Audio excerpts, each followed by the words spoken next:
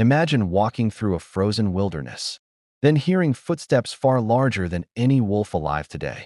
For thousands of years, people imagined a terrifying monster called the dire wolf. Movies turned it into a legendary beast. But reality is even more fascinating. The real dire wolf wasn't magic. It was completely real. It lived across North and South America during the Ice Age. These predators shared their world with creatures almost impossible to imagine today.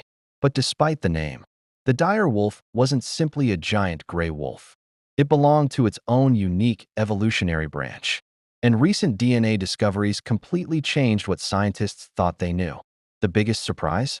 Dire wolves may have been much less related to modern wolves than anyone expected. To understand the dire wolf, we have to enter its world, an America transformed by the Ice Age. There were mammoths, giant ground sloths, ancient horses, bison, and enormous herds of prey. And where there are huge herds, there are predators waiting for an opportunity. The dire wolf was built for power. Like modern social canids, it depended on cooperation. Imagine several of these animals silently, surrounding a herd before making their move. And eventually, the dire wolf disappeared. For thousands of years, it existed only as bones buried beneath the ground. Then scientists began finding those bones. And the more they studied them, the stranger the story became. Because scientists discovered that the dire wolf wasn't simply an ancient version of today's wolf. But what exactly was it? For decades, scientists assumed it was a close relative of modern wolves. That assumption seemed obvious. It looked like a wolf. It hunted like a wolf. But appearances can be dangerously misleading. When researchers examined its DNA, the picture changed. The dire wolf had been separated from the ancestors of wolves for millions of years. It wasn't simply a bigger wolf. It was something strange, a predator from a different branch. And that discovery raised an even bigger question. If it wasn't truly a wolf, then what was this Ice Age predator? And why did it survive for so long, only to vanish? The answer would force scientists to rethink the entire story.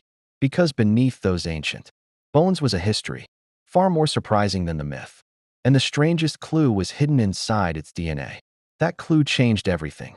Then scientists looked deeper than appearances. They turned to something much harder to fake, ancient DNA. And the genetic evidence delivered a shock. Its lineage had been separate for millions of years. In other words, the dire wolf wasn't really a giant modern wolf. It was something far more unusual, a member of a completely different branch of the canine family. And for a very long time, that world worked. Then, almost like a curtain falling, the Ice Age world began disappearing. The mammoths began disappearing. The giant ground sloths vanished. And many of the animals that had supported predators like the dire wolf disappeared with them. The predator at the top of the food chain suddenly faced a world with fewer choices. And eventually, the dire wolf itself became part of the fossil record.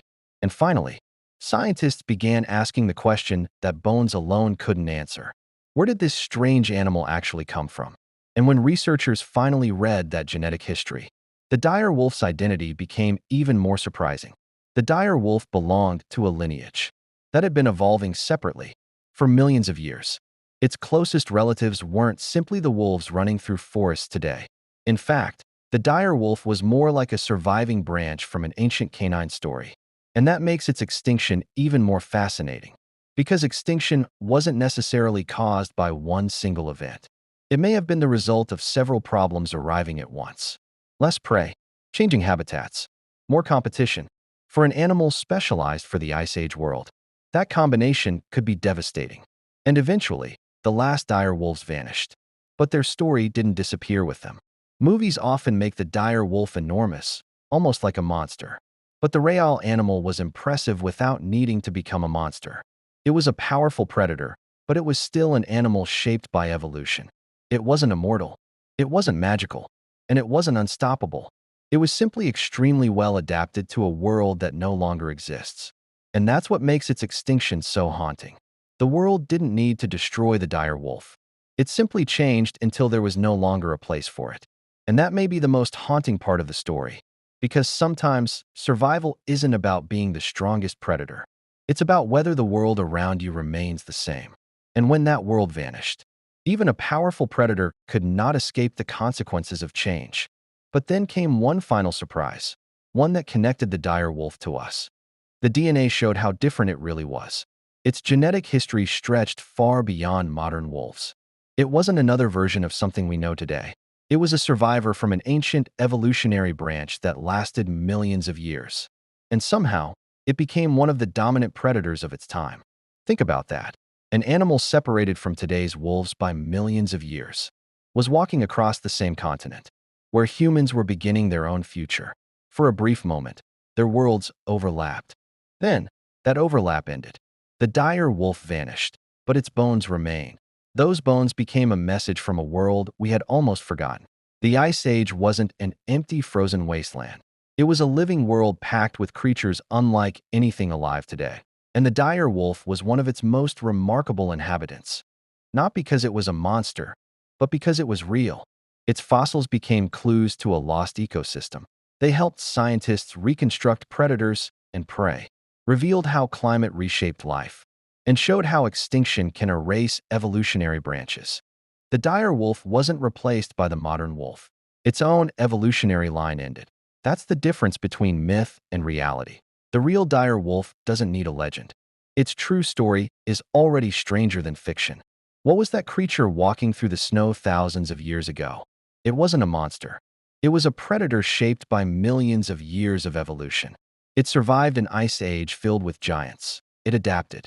It hunted. It cooperated for thousands of years. It belonged there. Then the world changed faster than its lineage could adapt. The dire wolf disappeared, but science brought its story back. Its DNA revealed something unexpected. It wasn't simply a giant wolf from the past. It was a lost branch of the canine family, perfectly adapted to a world that is gone forever. What was the dire wolf, really? Not a monster, not a giant modern wolf, but an ancient predator from a completely different branch of the canine family. It survived for thousands of generations and hunted beside extraordinary animals. Then the climate changed, the ecosystem changed, and the dire wolf disappeared, but left behind something more valuable than a legend. Its bones, DNA, and story remind us. Reality isn't less amazing than the myth. It's stranger.